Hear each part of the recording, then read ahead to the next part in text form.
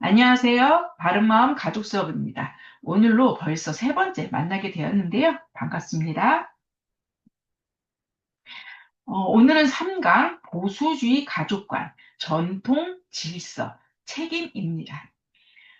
저는 이 한 장의 사진이 보수주의와 보수주의 가족관을 잘 설명하고 있다는 생각이 드는데요. 영국은 흔히 보수주의의 나라라고 이야기합니다. 러셀 커크는 자신의 저서인 보수의 정신에서 이러한 이야기를 합니다. 버크는 확실히 인류 보존가였다. 보수주의, 그것은 무엇을 꾸준히 보존한다는 것인가? 버크는 영국의 헌정체제를 보호하겠다는 생각이 견고했다. 버크는 더 나아가 문명이라는 더 큰 헌정체제를 보호해야 한다는 입장이었다. 다시 말해서 커크는 보수주의는 무엇을 꾸준히 보존하는 것이다. 여기 인류 보존과 버크가 있다. 버크는 첫 번째로 영국 헌정 체제를 보호하였고, 두 번째로는 문명이라는 더 큰 헌정 체제를 보호했다. 이런 이야기를 하고 있습니다. 우리는 여기서 바로 보수주의자들이 가족을 문명의 기둥으로 보고 있다는 것을 짐작해 볼 수 있습니다. 에드먼드 버크는 영국인이었죠. 지금 우리가 보고 있는 윌리엄 왕자와 그의 가족들 역시 영국인으로서 영국이라는 나라의 왕실이죠. 왕실은 국가 정체성과 국가의 연속성을 상징합니다. 특별히 영국 보수주의는 왕실을 단순한 정치 권력으로만 보지 않습니다. 더 중요한 의미가 있는데요. 전통의 상징으로 간주하며 왕실은 전통적 가족 질서의 상징이며 특별히 이 왕실의 가족 사진은 보수주의의 핵심 가치인 전통 질서, 책임을 이미지화했다라고 저는 개인적으로 생각하고 있습니다. 비운의 왕비였던 다이아나와 찰스 황태자의 모습을 볼 수 있고요. 그들 사이에서 태어난 윌리엄 왕자와 해리 왕자의 어렸을 때 모습입니다. 이제 장성한 윌리엄 왕자가 결혼을 하고 다시 자녀를 낳고 가족이라는 이름으로 과거에서부터 지금까지 그리고 미래에도 계속적으로 가족은 이어지고 있을 텐데요. 이렇게 가족은 전통과 질서뿐 아니라 가족 안에서 구성원들이 공동체가 필요로 하는 덕목인 책임을 배우게 됩니다. 보수주의를 처음 대하시는 분들은 조금은 어려울 수도 있겠는데요. 보수주의의 보수는 무엇을 지킨다, 수호한다, 이런 의미가 있기 때문에 이 윌리엄 왕자와 그의 가족들을 보면서 보수주의를 아주 조금은 이해하실 수 있으리라 생각됩니다. 서양에서 근대 혁명이 일어나면서 절대 군주였던 왕들은 사라졌습니다. 특히 프랑스 혁명을 생각해 본다면 루이 16세는 성난 군중들에 의해 이렇게 단두대에서 목이 잘라지고 말았습니다. 이후 우리는 프랑스에서 왕을 더 이상 보지 못하게 되었습니다. 반면에 영국에서는 왕을 단두대로 보내지 않고 대신 폐위를 시켰지요. 이후 법이 왕이 되는 입헌군주제를 통하여서 법이 나라를 다스리고 여기 지금 보시고 계시는 메리 여왕과 그 남편인 오렌지 공을 통해서 왕의 명예만 허락함으로써 왕실은 보존되고 의회 중심의 정치체제 기틀을 마련한 명예혁명을 단행하게 됩니다. 이러한 영국 헌정을 버크는 자신의 저서인 프랑스 혁명 성찰에 자부심을 가지고 서술을 하고 있습니다. 1688년 이후 2025년의 시간이 흐르는 사이 영국은 전통과 질서의 보수주의 나라가 되었습니다. 그래서 지금도 전 세계 사람들은 페북과 같은 SNS를 통하여서 영국 왕실을 접하고 또 영국 왕실은 자국민인 영국뿐만 아니라 전 세계적으로 많은 사랑을 받고 있습니다. 저도 페북으로 윌리엄 왕자와 또 그의 가족들을 가끔씩 보고 있는데요. 저는 볼 때마다 마음이 따뜻해짐을 느끼곤 합니다. 이러한 사진은 어디서나 흔히 볼 수 있는 우리들의 가족 사진이기도 한데요. 수백 년 혹은 수천 년 동안 가족이 전통적으로 내려오면서 정통성을 가지게 되는 가족은 영국 왕실 안에서뿐만 아니라 또 우리가 지금 살아가고 있는 가족 안에서도 가족이라는 것은 존재하고 있고요.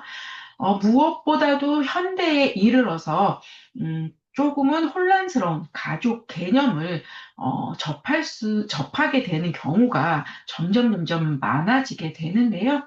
이러한 현대인에게 굉장히 명쾌하게 또 가족이라고 하는 정의를 알게 해준 것이 바로 영국 왕실의 가족인 것 같아서 소개해 보았습니다. 보수주의의 출발점은 바로 영국의 정치가이며 사상가였던 에드먼드 버크로부터 시작됩니다. 프랑스 혁명을 지켜보면서 프랑스의 제한 없는 자유의 위험성을 감지한 버크는 프랑스 혁명 성찰을 저서로 남기게 됩니다. 아까 조금 전에 소개해 드렸던 그런 그 책인데요. 보수주의자라면 모두들 일독을 해야 하는 책이기도 합니다. 버크의 글을 통하여서 보수주의가 무엇인지 또한 보수주의가 주장하는 가족은 어떤 것인지 알아보도록 하겠습니다. 버크가 프랑스 혁명 성찰에서 쓴 글입니다. 그것은 현재 살고 있는 사람들 사이에서뿐만 아니라 산 자, 죽은 자, 그리고 장차 태어날 자들 간의 동업이다. 이 말이 어려우시면 제가 조금 전에 보여드렸던 영국 왕실 사진을 생각해 보시기 바랍니다.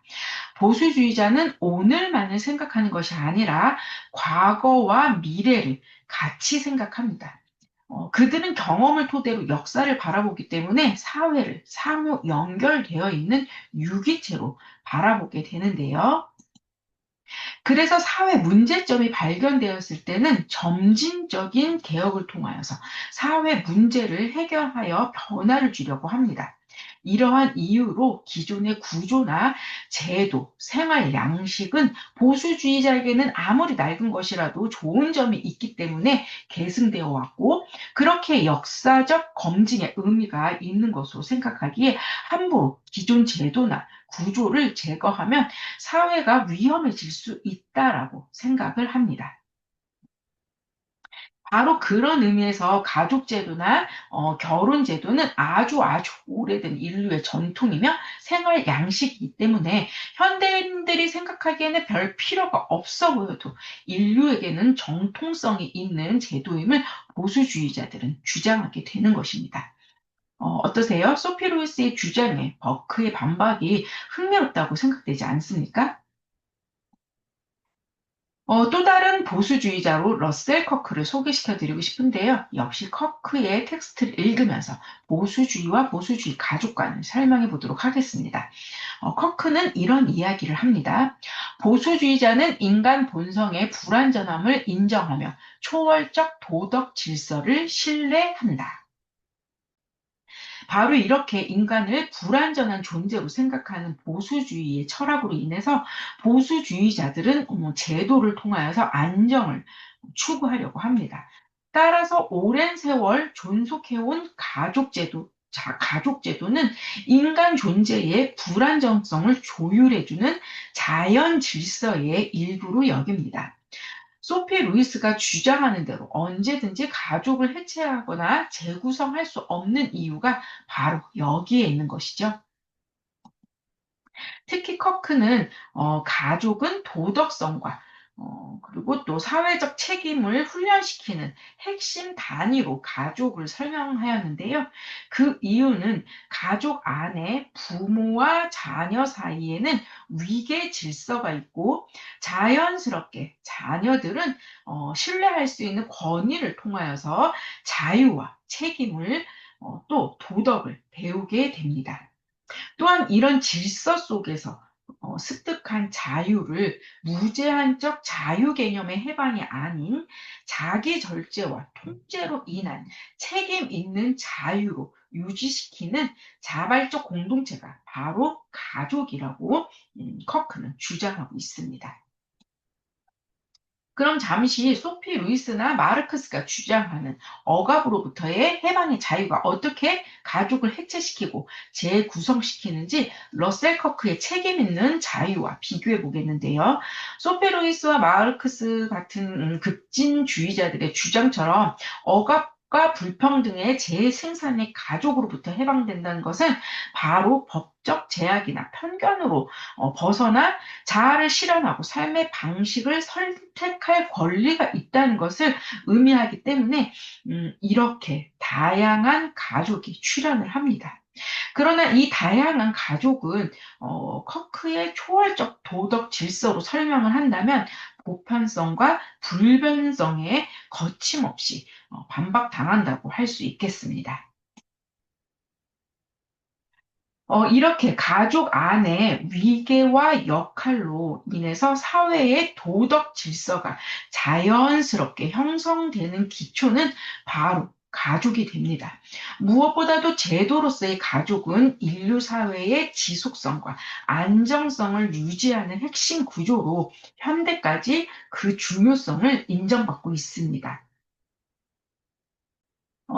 가족과 자유, 그리고 인간 존재에 대한 소피 루이스와 보수주의자의 관점을 제가 정리를 하여서 표로 이렇게 비교를 해 보았는데요.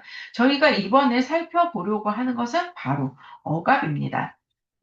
소피 루이스는 계속 1강과 2강을 통해서 설명을 해드렸던 것처럼 그 억압을 굉장히 부정적인 것으로 여기게 되죠. 그래서 억압이라고 하는 것은 바로 해방의 대상이 됩니다.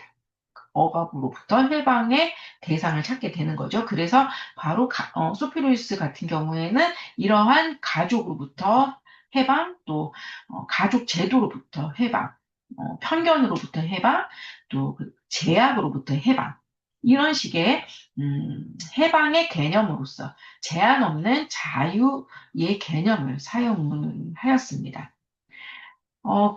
그런데 보수주의는 이러한 소피 루이스와는 다르게 억압을 바라보고 있는데요. 바로 오늘은 그 부분을 설명해 드리려고 합니다. 보수주의자들은 이렇게 소피 루이스와 같이 제한 없는 자유를 비판을 하면서요, 오히려 이렇게 억압은 긍정의 억압으로서 가족 안에서의 위계에서 오는 신뢰할 수 있는 권위나 혹은 성의 역할은 질서 유지 수단으로서 사용된다라고 주장을 하는 것이 바로 보수주의자입니다. 생각나실지는 모르겠는데요. 1강에서 제가 아주 잠깐 언급을 하였습니다. 말리노프스키가 바로 이렇게 긍정의 억압을 주장하였다라고 할 수 있겠는데요. 만일 이런 긍정의 억압이 없다면, 인간은 자기 욕망을 위해서 무엇이든 다 할 수 있는 제한 없는 자유를 주장을 하려고 할 텐데요. 그럴 때 우리는 어떻게 그러한 인간을 막을 수가 있을까요? 사실 우리는 벌써 자신의 자유를 주장하면서, 음, 제가 지금 말하는 이 자유의 개념은 전통 가족으로부터의 해방, 내지는 제도로부터의 해방, 억압으로부터의 해방이라고 하는 그 해방의 개념으로 생각하시면 됩니다. 이런 제한 없는 자유의 실현으로 저희들은 비혼 출산이나 혹은 동성 부부와 같은 다양한 가족을 자유의 문화 선물로 현대 사회에서 살아가면서 이미 만나고 있습니다. 이제 이 부분이 가장 중요한 대목인데요. 바로 제한 없는 자유를 통해서 새로운 형태의 가족이 미래에 도래하기 때문에 가장 깊게 생각해 보아야 하는 대목입니다. 가족 이데올로기라는 말을 요즘은 한 번쯤 들어보셨을 것 같은데요. 사유리의 비혼 출산이 이슈가 되면서 그녀가 아이와 함께 예능 방송에 출연을 확정짓는 일이 몇 년 전에 있었습니다. 그러자 보수 시민 단체에서 항의를 방송국에 했었는데요. 그때 기사 내용이 가족 이데올로기, 그리고 정상 가족이라고 하는 용어를 사용하여서 다양한 가족을 비정상으로 만든다라는 것이었는데요. 과연 그럴까요? 지금 보시는 이미지는 트랜스젠더 부부인데요. 남자분이 임신을 하였습니다. 수술을 하지 않은 트랜스젠더로서 자궁이 있어서 임신을 할 수 있었다라고 합니다. 그러니까 생물학적으로는 여성이라는 이야기가 되겠지요. 또 뒤에 있는 분은 남자였는데 여자로 수술을 하였고 이제 역시 생식기는 수술을 하지 않았습니다. 그래서 이제 이 두 분이 만나서 결혼을 하였고 이제 아기를 가졌는데 우리가 보는 것은 이제 겉모습은 남자인 분이 이제 임신을 하였기 때문에 이렇게 남자가 임신을 하였다라고 이야기를 하는 것입니다. 그런데 이 내용을 살펴보면은, 정확하게 이 두 분은 생물학적으로는 여성과 남성입니다. 그러나, 사회 구성물로서의 젠더에 의하여서 자신의 성을 바꿀 수 있었고, 그러니까 자신의 선택에 의해서 자신의 성을 바꾼 거죠. 바로 이것이 제가 1강에서 말씀을 드렸던 자유주의 문화의 선물이라고, 이야기를 했던 것입니다. 제한 없는 자유의 개념을 가진 인간은 이렇게 자신의 자유를 자율성이나 또 권리, 억압으로부터의 해방이라고 생각을 합니다.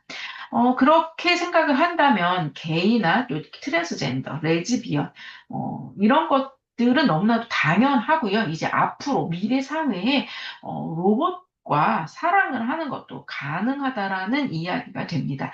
그렇기 때문에 이미 저희들이 이렇게 영화로 종종 만나보고 있다라는 생각이 들고요. 그러나 반면 또 가족은 제한 없는 자유와는 다른 그러한 가치를 갖게 되는데요. 바로 공동체나 또 책임, 질서와 같은 아주 보수주의와 그러니까 보수주의 가족 간에서 주장하는 핵심 가치와 굉장히 비슷하게 가족이 이런 키워드, 핵심 키워드를 갖게 됩니다. 그래서 결국은 이렇게 제한 없는 자유와 비교를 하게 된다라면은 이 가족은 무척 제한 없는 자유와 결이 다르고 또 결이 다를 뿐만 아니라 서로 극한 대립을 하고 있다라는 것을 저희들이 확인을 할 수 있습니다. 이제 3강을 마무리하려고 합니다. 전통, 질서, 책임은 보수주의 가족관의 핵심 키워드입니다. 인간은 불완전하기에 무질서를 방지하고자 사회를 안정시키면서 또 지속시키려는 제도로서 가족 제도를 인간은 계속 계승해 왔습니다. 이런 가운데 과거로부터 이어지는 지혜를 존중하는 보수주의자에게는 가족이야말로 산자, 죽은 자, 그리고 장차 태어날 자와의 계약으로 전통의 통로이자 시간을 관통하는 문화적 유산이 바로 가족이라 할 수 있겠습니다. 보수주의는 이런 급진주의자인 소피 루이스나 마르크스 주의자들과는 확연하게 다른 특이한 점이요. 바로 이렇게 가족이라는 것은 인간 죽음을 맞이하면서 사라지는 것이 아니라는 것이고요. 오히려 사회 질서와 도덕이 자녀를 통하여 계승하기 때문에 가족은 문화의 보존 통로가 됩니다. 그래서 함부로 가족을 해체하거나 또 재구성할 수 없다는 점을 반드시 기억하시고요. 전통, 질서, 책임이라고 하는 키워드를 통하여서 가족이 단순히 현재만이 아니라 과거와 미래를 연결하는 고리라는 것을 이해하신다면 이제 이러한 이해를 바탕으로 보수주의가 어떠한 사상인지 조금은 아주 쉽게 다가갈 수 있을 것이라고 생각합니다. 오늘 3강이 가장 어려웠던 수업 같은데요. 전통, 질서, 책임, 키워드를 찬찬히 생각해 보시면서 가족과 보수주의를 복습해 보시면 좋을 것 같습니다. 그럼 오늘 수업은 여기서 마치도록 하겠습니다. 수고하셨습니다.